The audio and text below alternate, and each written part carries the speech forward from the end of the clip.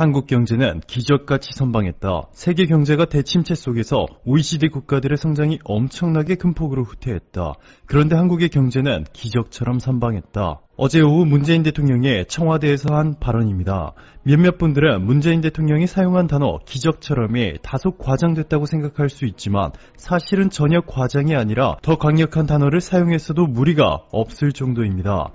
최근 OECD가 발표한 자료를 보시면 스페인, 프랑스, 이탈리아, 영국은 마이너스 14%를 초과하는 최악의 경제성장이 예상되고 있고 OECD 평균은 마이너스 9.3%입니다. 세계 경제 1위 국가인 미국도 마이너스 8.5%, 일본은 마이너스 7.3%이고 가장 먼저 V자 반등을 만들어냈다고 대대적으로 홍보한 중국도 마이너스 3.7%의 경기 침체가 예상되고 있는데요. 한국은 OECD 국가 중 독보적인 1위를 기록했습니다. 마이너스 2.5%. 마치 코로나19 바이러스가 전 세계에서 유일하게 한국에만 너그러웠던 것처럼 기적 같은 숫자가 나왔습니다. 바로 한국에서 말이죠.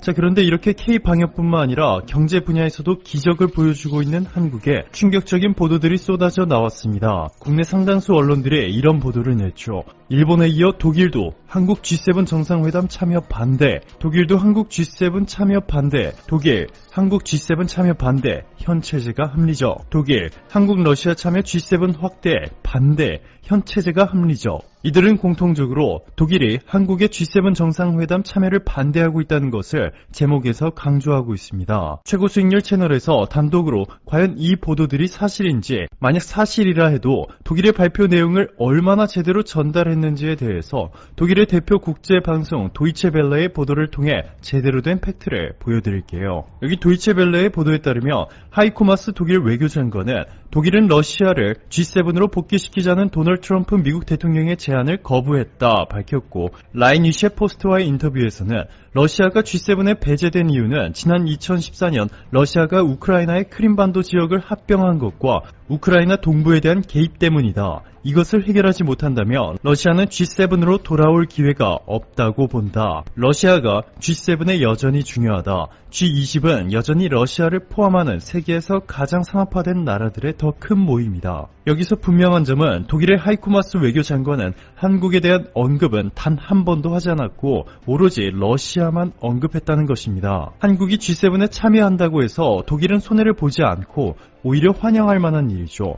최근 수년간 독일은 한국과 견고한 협력 관계를 유지해왔고, 특히 일본이 한국의 수출 규제를 시작했을 당시부터 특히 더 강력한 관계를 형성하기 시작했습니다. 한국의 산업통상자원부는 독일의 NRW 연방주와 손잡고 한국 독일 소재부품 기술협력센터 설립 프로젝트를 시작했습니다. NRW 연방주는 독일 연방주 중 GDP 1위인 지역으로 독일 최대의 공과대학 아헨 공과대학뿐만 아니라 소재, 부품, 인공지능 등 독일의 모든 미래 첨단 산업과 대학, 연구기관들이 집중된 곳입니다. 이외에도 한국과 독일은 수소와 에너지 분야에서도 R&D 협력을 늘리기로 합의하는 등 독일은 한국을 형식상 파트너가 아닌 미래를 함께할 최우방국으로 대하고 있습니다. 자, 그런데 독일과는 반대로 일본은 진심으로 한국의 G7 참여를 강력하게 반대하고 있습니다. 심지어 최근에는 한국의 삼성까지 언급하며 일본이 한국의 금융제재를 취할 수 있다는 궤변을 늘어놓기 시작했습니다. 외무성 부대신을 지낸 사토 마사이사 자민당 의원은 최근 일본의 한 TV 프로그램에 출연해 이렇게 말합니다. 일본이 한국의 금융 분야에서 제재를 가하며 가장 효과가 있다. 삼성전자는 해외 자금 대부분을 일본의 메가뱅크에서 빌렸다. 한국의 기업들은 금융의 상당 부분을 일본에 의존하고 있다. 일본의 무토 마사토시 전 주한 일본 대사는 한국 기업들은 달러를 조달할 때 일본은행이 보증을 섰다. 이것을 일본이 회수해버리면 한국의 달러 조달 부담은 점점 더 높아질 것이다 전했고, 아소다로 경제부총리는 어떠한 방법이든 간에 일본보다 경제 규모가 작은 한국에 일본보다 먼저 피폐해진다는 것은 분명하다 라는 망언을 내뱉었습니다.